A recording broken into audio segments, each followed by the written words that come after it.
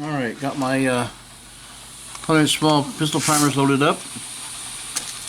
Place them in the primer tray. A little unique in the hopper. I like to put enough powder in the hopper to give it some weight so that it meters better, more precise. Okay, let's go ahead and put a charge of unique in that case, and we're going to measure it out to 3.1.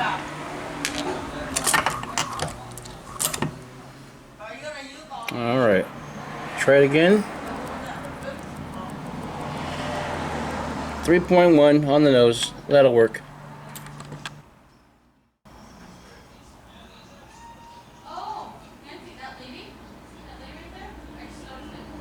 Let's take a look at the crimp here.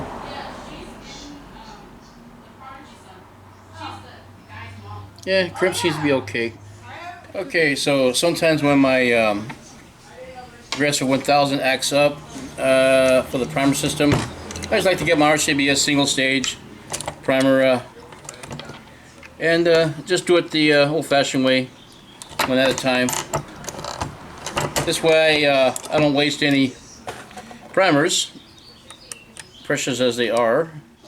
One thing I like to mention, guys, about this these new shell plates, they have holes drilled into them now, I guess, to make them lighter and save material.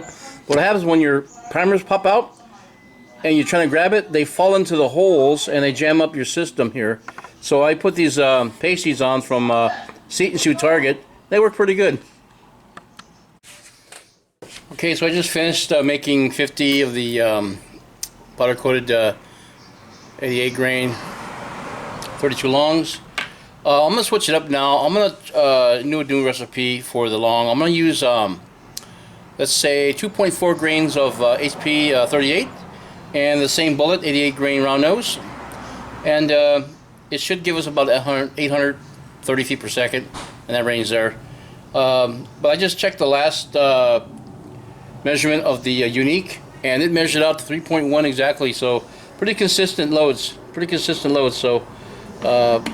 So far, the Lee auto disc drum hasn't failed me yet, so it's working in pretty good order. As you see, there's no particles of powder anywhere, so it's sealed pretty good. All right, let's go ahead and dump out the unique, and we'll switch it up with the HP 38. All right, so we're looking for 2.4 grains of HP 38. I dialed it in, it was at 2.6, and let's see what we get now.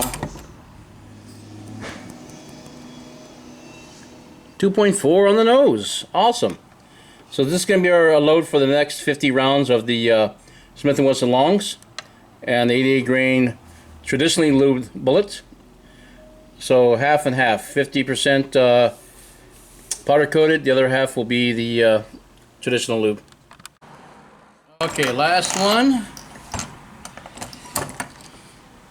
Okay, seat the primer. And what I'm going to do is I'm going to charge it and then weigh out the charge, see if it's consistent enough.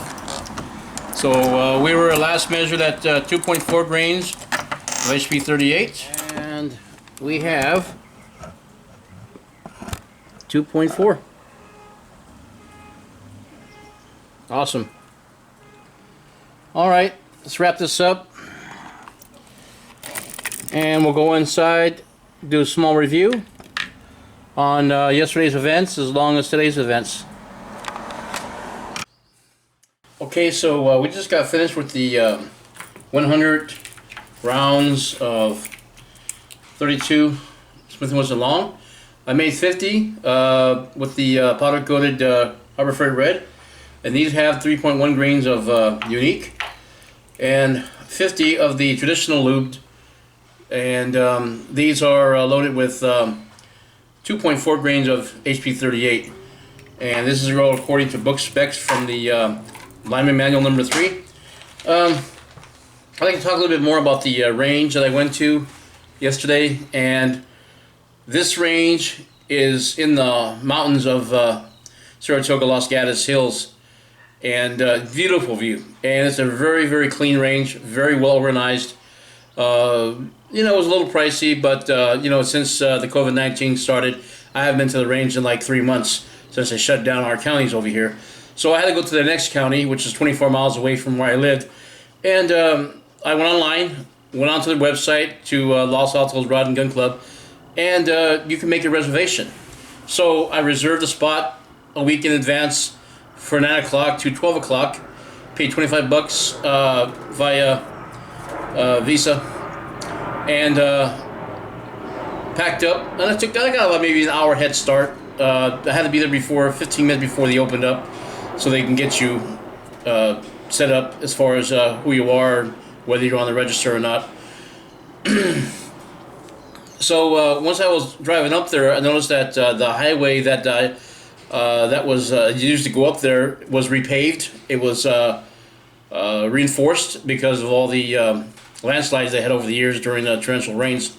But I felt very safe driving up that hill. There was a lot of bikers, you know, on the side, and you pretty much had to share the road. But anyways, long story short, once I got there, the range master pulls me up, you know, he waves at me and tells me to come forward. He asked me my name, I told him my name, and he, okay, you're on the list. Go ahead and park the car, we're going to go through a debriefing. So what happens is that right before 9 o'clock, they start to give you a debriefing on the rules and regulations of the range, which are pretty basic stuff, you know. Because of the COVID-19, there's some small changes. So basically, when I got to the range itself, I noticed that each stall was 2 stalls that were, I guess they were blocked out, and it was to create distance between you and your neighbor.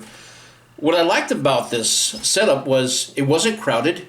The people that were using the range were actually, it was actually reserved, so it was almost like it was a private range.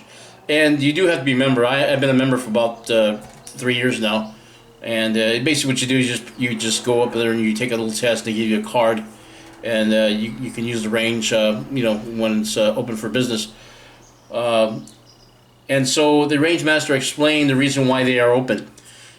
Providing they follow all guidelines of the COVID-19 distance in place, they're allowed to conduct business, which I think it should be everywhere, you know, regardless of where you're at.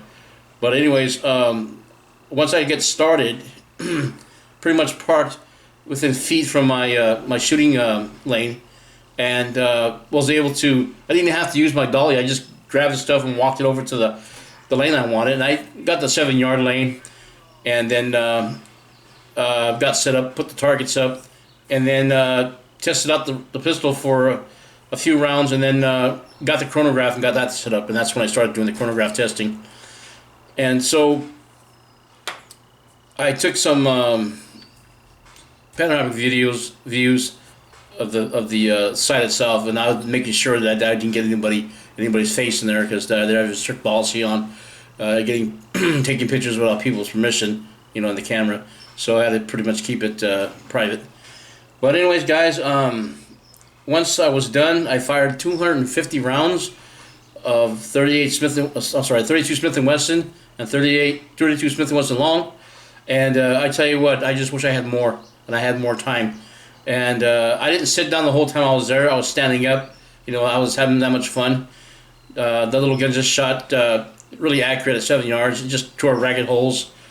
And so the condition of the pistol when it was done, you know, because of the short rounds, you had a lot of fouling, powder fouling in the right before the forcing cone. So I had to periodically scrub it out with a brush and get the 32 Smith & Wesson longs in there to chamber properly.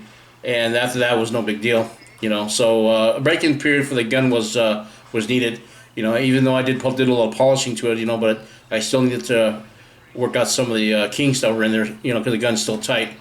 But guys, I want to thank you for joining me today. I really enjoy making these 32 caliber bullets, and as you saw, I'm making more now. So my next loading will be for the Smith & Wesson shorts. And so with that, we will leave you with have a good Sunday. We'll see you again. Have a good weekend. We'll talk to you again. Bye for now.